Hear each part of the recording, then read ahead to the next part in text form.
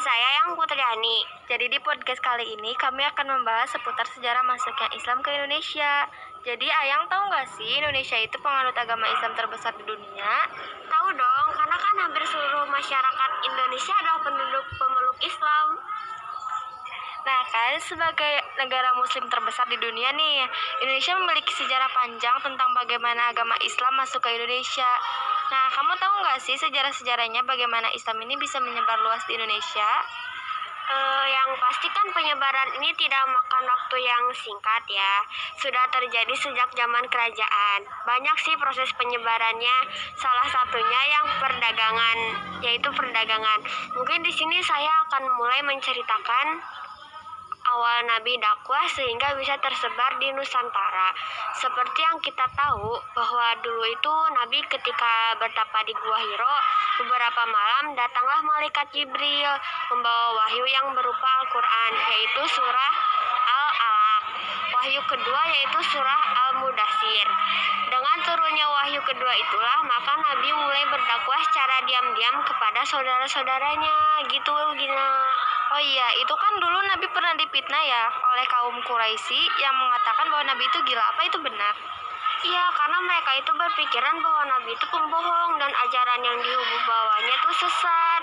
Singkat cerita, setelah Nabi dimaki-maki oleh warga Quraisy, Islam awalnya dibawa oleh pedagang Gujarat, lalu diikuti oleh pedagang mereka menyebarkan agama Islam ke tempat mereka berlabuh di seluruh Indonesia. Boleh disebutkan nggak sih tempat-tempatnya biar teman-teman tahu gitu? Oke. Agama Islam masuk dimulai dari daerah pesisir pantai, kemudian diteruskan ke daerah pedalaman oleh para ulama untuk menyebar agama Islam.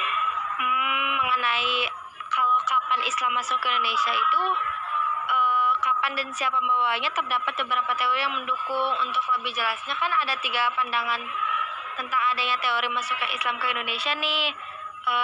Teori itu tuh apa aja sih kalau boleh tahu? Oke, teori yang pertama ada teori Gujarat, teori Mekah, dan teori Persia. Teori Gujarat sekarang lebih dikenal dengan nama India, Gina. Jadi teori Gujarat tuh didukung sama Muhammad Fakir, gak sekedar teori saja, tapi ada buktinya. Apa tuh buktinya? Nah, jadi di teori Gujarat ini buktinya baru nisan Sultan Malik. Nah, yang kedua ada teori Arab. Teori ini didukung oleh Sheikh Mail. Kalau sekarang di Arab, teori Arab ini buktinya itu jadi orang yang pertama kali masuk Islam di Indonesia. Ini adalah kelompok Masyad Syafi'i. Nah, kamu tahu gak sih ada Masyad apa aja? Masyad itu kan ada yang Masyad Hambali, Masyad Maliki, Hanafi itu kan? Iya, betul banget.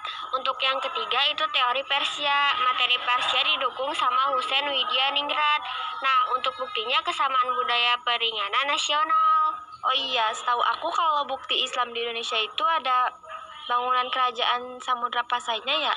Iya, betul Gina. Bukti itu tuh dari sumber catatan perjalanan Marco Polo. Nah, jadi dia tuh mengisahkan perjalanannya ke Sumatera, lalu singgah di kerajaan Samudra Pasai. Seperti itu ceritanya, dan juga syarat masuk Islam itu sangat sederhana, cukup mengucapkan 2 kalimat syahadat. Nah, begitu teman-teman ceritanya. Jadi dapat kita simpulkan bahwa penyebaran Islam itu tidak segampang dan sesingkat itu. Mungkin cukup sekian podcast dari kami. Semoga bisa menambah wawasan atau pengetahuan kalian. Dan semoga bermanfaat. Saya Gina Namira dan saya Yang Putriani. Kami pamit undur diri. Wassalamualaikum warahmatullahi wabarakatuh.